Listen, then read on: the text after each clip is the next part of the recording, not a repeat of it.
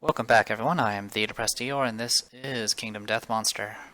We've just finished fighting the Butcher. Didn't get any rewards besides experience and some experience with axe proficiency, which just gave who was it? I gave Shikiaki a small head start on her proficiency levels. Now, the bad news is that since I've been using Lily Black so much, she's currently the highest experienced character, which is good and bad. And it's bad if I get a certain event. But for right now, we'll just focus on this. So, first things first, we'll go ahead and go through the steps as usual. So, settlement phase. Set up settlement, survivors return. I did all that already. Gain endeavors. We have 4 survivors, so that came back, so we get 4 endeavors. None of them are tinkers. And we get another additional endeavor because of collective toil. Our population currently is over 10, but below 20. So we get 1. And then next we update the timeline, which is going to trigger some stuff.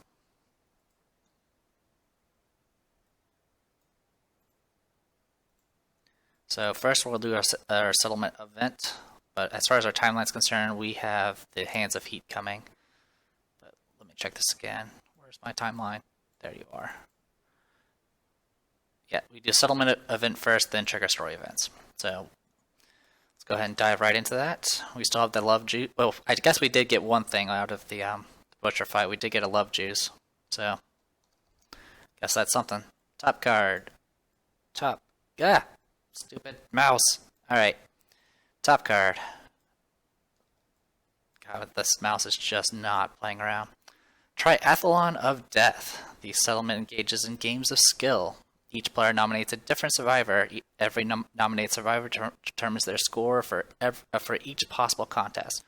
Survivor's score determines their place. If the settlement only has 1 survivor, do not roll. They realize they have been competing against themselves and gain +3 insanity at random disorder in the last man standing fighting art. Alright. So, like I mentioned before, I'm playing this game as if I am 4 players and not just 1. So, we'll get this started. So, there's going to be a race contest, a debate contest, and a fight contest. And they're all kind of neat. I'm kind of trying to... So, with the fight contest, it gives you proficiency levels if you get the first place reward. So that's something to be aware of. The bad part about the Triathalon of Death is there's a 4th place and all of them are bad. Also if one survivor gets 4th place for all events, they are banished for, well, essentially being a loser. So let's go ahead and get this started. I need to pick 4 people to take part in this. As for all of them are D10 rolls, but and then there's a modifier. The race contest is based on movement, so it's going to be pure RNG there. The debate contest is based off understanding, and the fight contest is based off strength. I kind of want to get...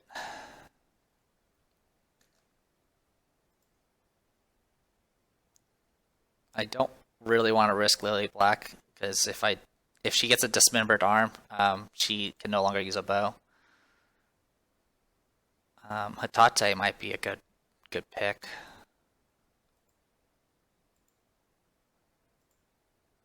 Getting that proficiency would be really good though for her, because then she'd be good to go on bow proficiency for specialization. Also, I looked up club proficiency. I believe originally I said specialization leads to all clubs being paired. That's the old version. They've actually updated club proficiency, so it's actually a bit different now. Alright, give me a moment, I'll pick my people. I'm going to look at some stats. Alright, I'm going with Shikiaki, Hatate, Lily Black, and Shizua, and we'll just see what happens. So, first one's going to be just a straight race contest. Everyone has the same movement, so I'm just going to roll straight 1d10. So, Shikiaki first. Okay, 10, Hitate, 10, Lily Black, 8, Shizua, 4. What happens if you get ties?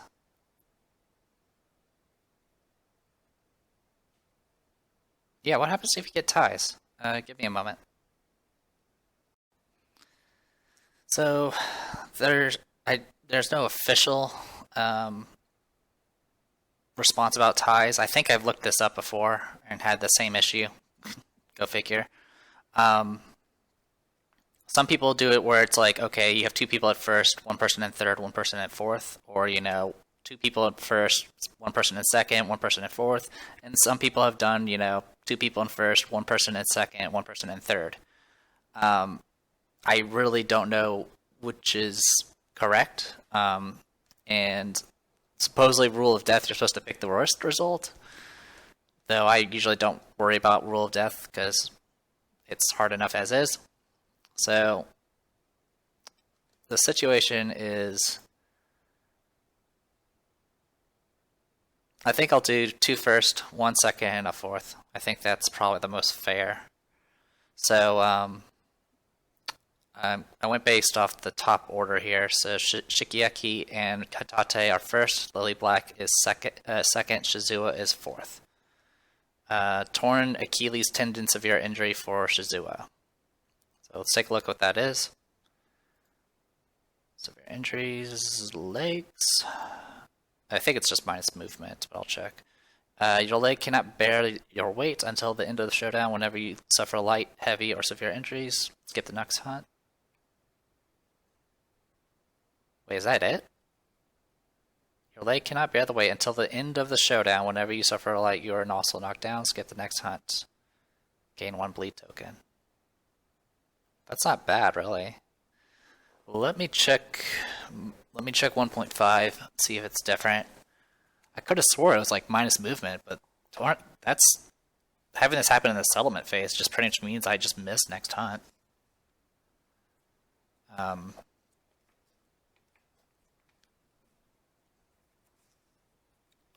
mean, I guess it also means you automatically have this injury now, which some injuries you can't have more than once, which I guess this one is too. Yeah, same thing.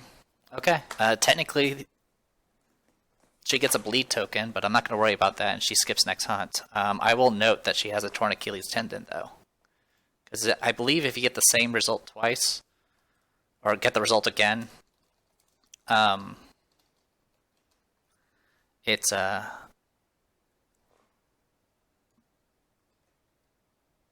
it will give you 2 bleed tokens instead, which is actually arguably worse. And I wasn't planning on sending her on the hunt anyway. It's part of the reason why I went and threw her in here. Alright, so back to the rest of it. So, Shikiaki and Hitate get +1 movement once per lifetime.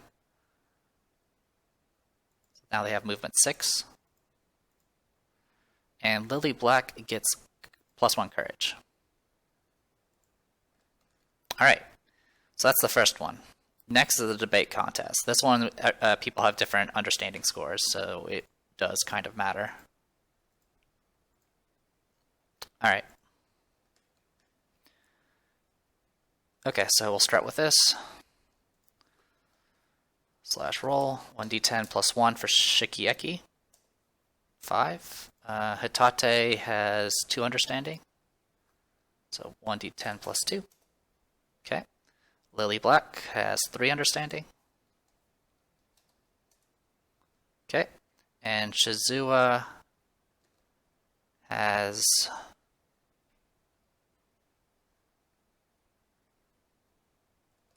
Sorry, I was looking at the wrong thing. Shizua has +1. So 1d10 +1. Alright. Hitate wins. She gets bragging rights and a skull, basic resource, which is actually kind of good. I'm kind of glad we got that. Getting a skull also means I get to nominate a survivor to get +1 insanity. Yeah, survivor of our choice gets +1 insanity. How's everyone's insanity? I'll give Shizua. Just to get that out of the way. Okay, come on. There we go. Alright. So, Hatate first place. Second place goes to Lily Black. No, wait. Second place goes to Shizua.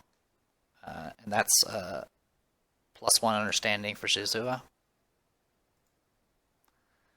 And then it's a tie for third. In this case. And they both have to skip the next hunt.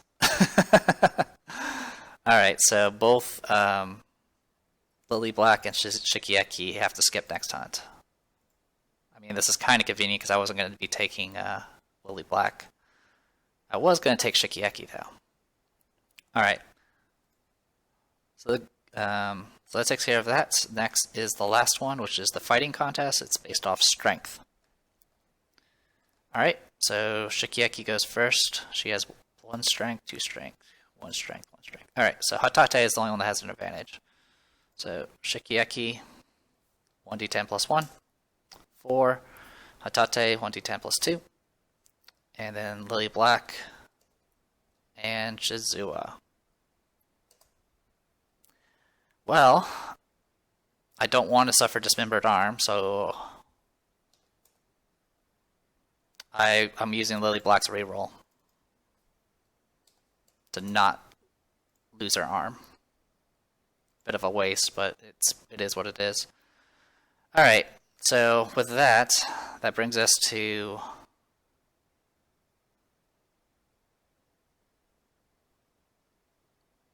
let's see, Hatate being first place. So she gets +1 weapon proficiency, bringing her up to 2. There's a tie for second between Lily Black and Shizua, because she re-rolled and got a 5. And so they both get +1 permanent strength. And unfortunately, it's going to be 4th for Shikieki, so she's going to suffer the dismembered arm injury, which means she can't use that two-handed axe anymore. So, dismembered arm. All right.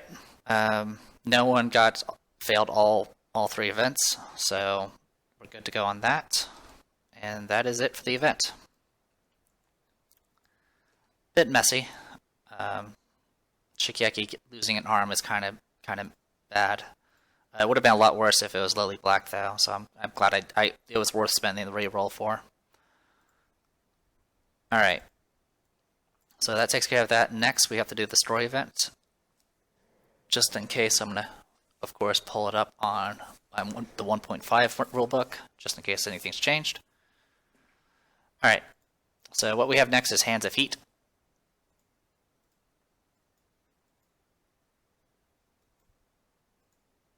There's your image.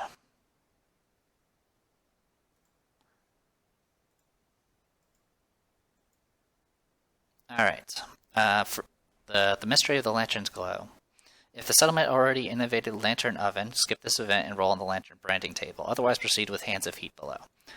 Sometimes I will try to get lantern oven before this event just so I can avoid the chance of getting the Bone Witch, but since Bone Witch is not as bad anymore, I'm kind of okay with going for it. And there's also this is one of your an early chance to get the Red Fist fighting art, so it's pretty worthwhile.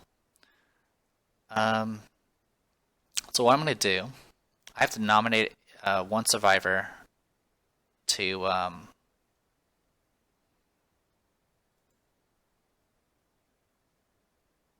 I have to nominate one survivor to essentially mess with fire.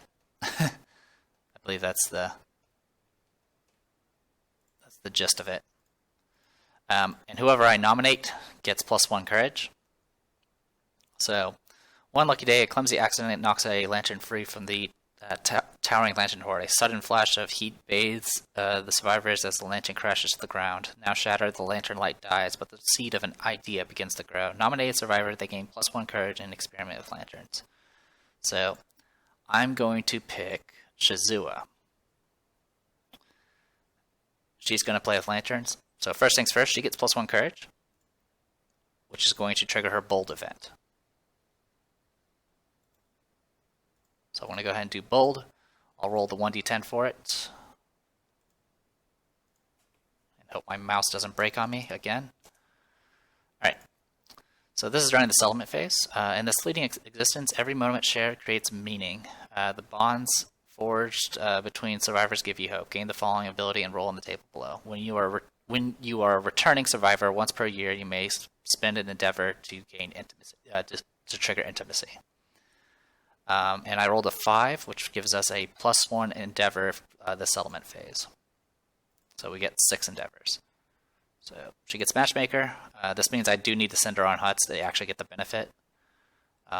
Still, it's really good to get because it's a reliable way of getting the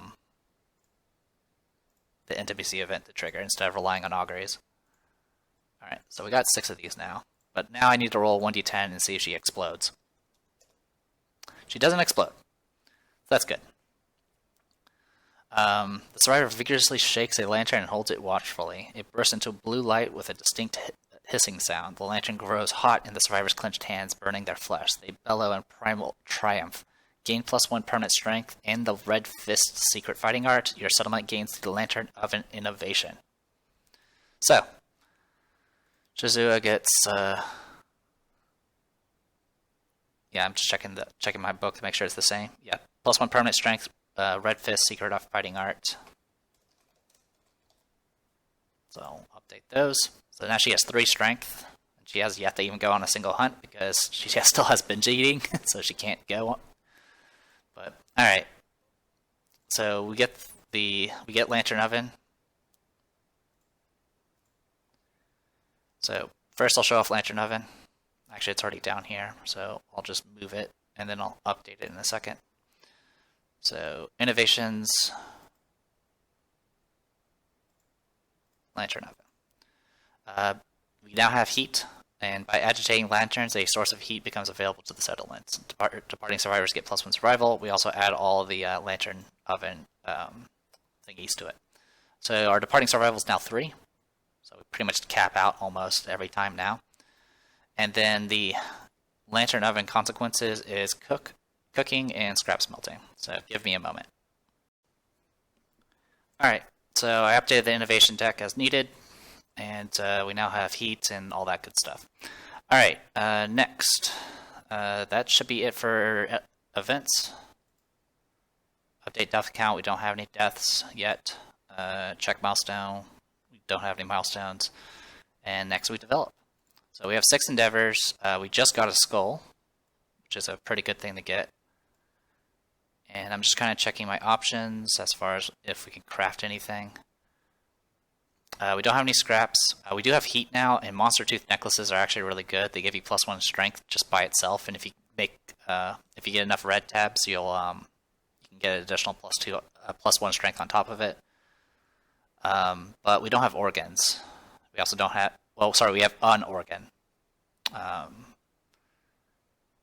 But that's a whatever it's called, love juice or whatever it's called. We still need to make a stone circle eventually. We can make a whistling mace if we really want to, but I don't think I really want to because if I recall, it sucks.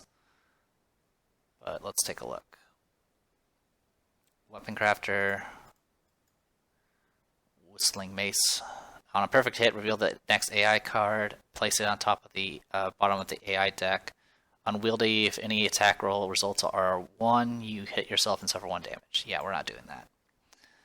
I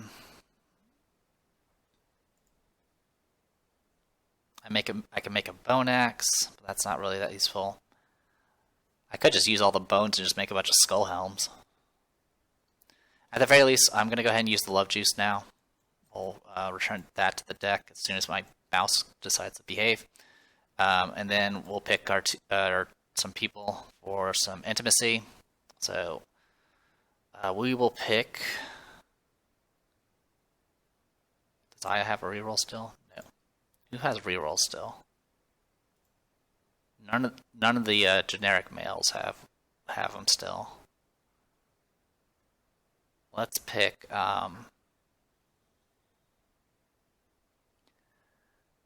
Momiji and a unnamed survivor. All right. So Momiji and an unnamed survivor. Roll 2d10. 4 and 6. All right. That's just +1 population. So we'll go ahead and add that to the list.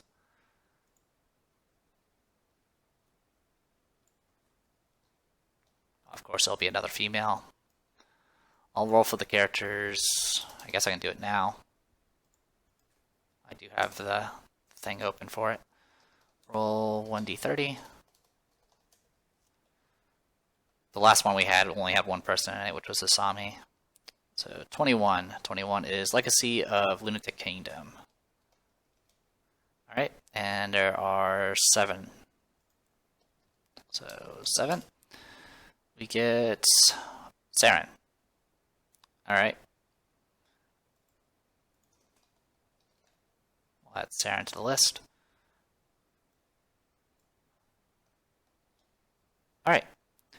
So that takes care of the love juice. Thing I was considering doing with the endeavors was making some stone noses, but I don't think I want to do that yet. I feel like there's better things we can do with our endeavors, including the shrine. So we'll go ahead and use the shrine right now. 1d10. 5. So that's final adjustments. So all departing survivors will get 1 armor to all their hit locations. So good stuff. That will use up our first endeavor. So we have 5 left. We do have a bunch of resources, and if I do auguries, I can at least possibly get some people some plus understanding. There is another thing we could do. We can do scrap scavenge. With because we have a skull, which I'm gonna make a skull helmet with that. But we also have 2 regular bones, or not regular bones, but white lion bones. If I get 1 scrap, that should be enough to get ourselves our scrap sword, which is pretty good. There's also the scrap dagger, though I don't think the scrap dagger is that great. Gear. So yeah, that's an option. I usually don't do scrap scavenge because I usually don't need scrap that badly. So there's the scrap sword. This thing's amazing. Anytime you get a perfect hit on it, it gives you +4 strength. And if you get 2 red tabs and a blue tab, you get deadly on it. It has 5 accuracy. It's just a good sword. And then the scrap dagger. On perfect hit, you get only +2 strength. And it's just slightly weaker, but has an extra attack, and it's a lot less accurate. So, yeah, I think I'll do a scrap scavenge. Is anyone else? Yeah, Aya. But Aya doesn't have any survival. That would be a problem. Alright, I will send Yuka.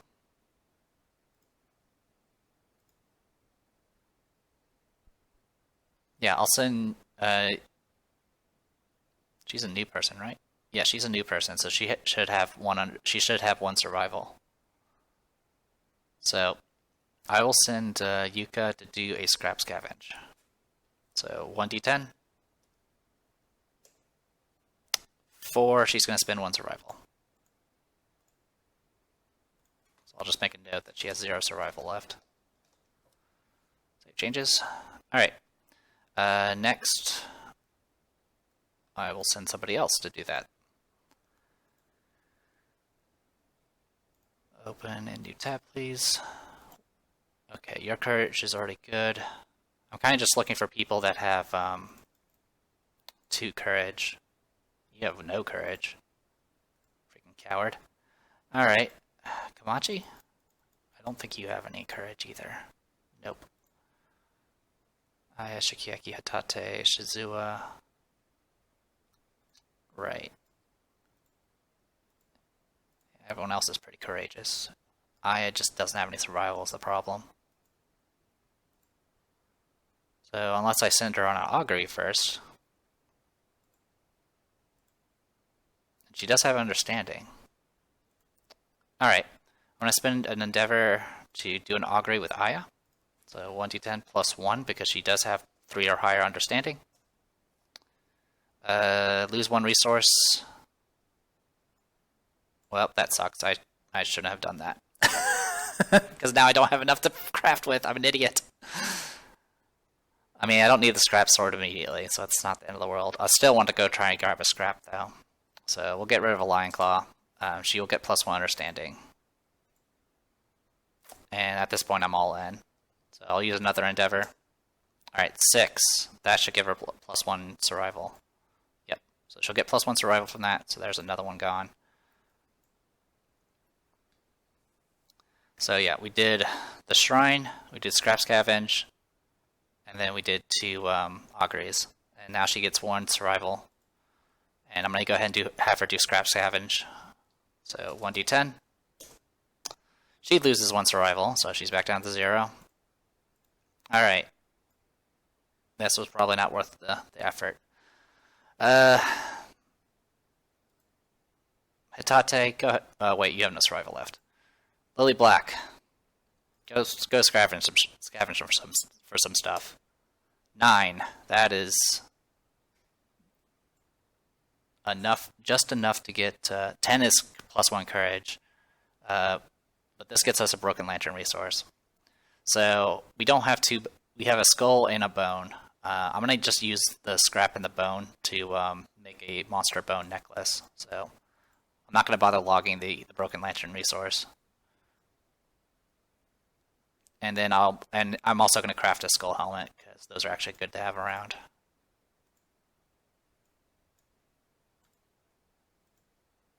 So skull helmet, and then should be a monster. Oh, it's monster tooth.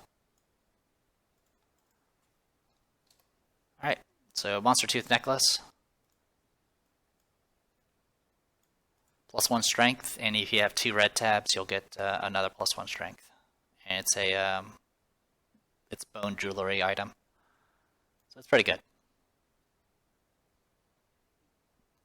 So Hatate's not missing next hunt. Lily Black and Shikieki are.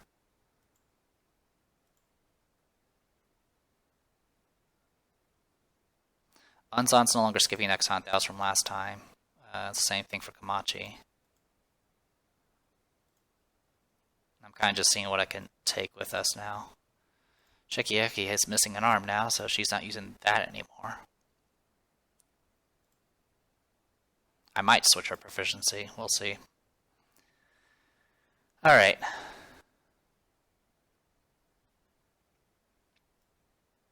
Thinking maybe guitar. Go down here now.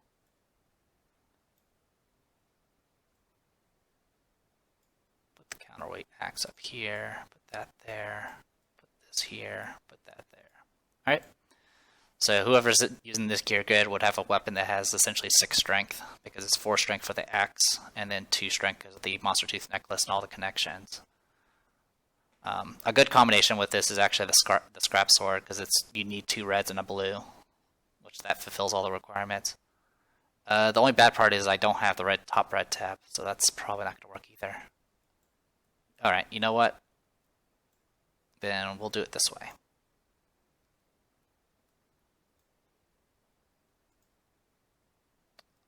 Take an axe here, put that there, and then put this down here. All axes all the time. Alright. And then skull helmet to whoever else. And that should work out. Okay, that's doable. Alright. As for what we're gonna hunt next, we're gonna go for an antelope next. I kinda got everything I wanted from the White Lion. There's a few things I still would like to get, but I want to go ahead and start beating up an antelope to get some other stuff. The Screaming Antelope set I think is a little bit easier to make and slightly better than what you would get from the white line set. It's also not heavy, which is a key thing that I'm always concerned about. Alright, sorry if it was all a little bit of a fumbly mess like usual, but is there anything else we have left? I'm just making sure I used all my endeavors. Shrine, scrap, augury, scrap, and scrap. So yeah, that was the last one. Alright. I probably should have just done a bunch of intimacies and try to get that 20th character. That would have get us more endeavors, but that's okay. We'll have extra armor for the antelope, and antelope's not too bad. So, anyway, I am the Depressed Eater. This was Kingdom Death Monster. See you guys next time.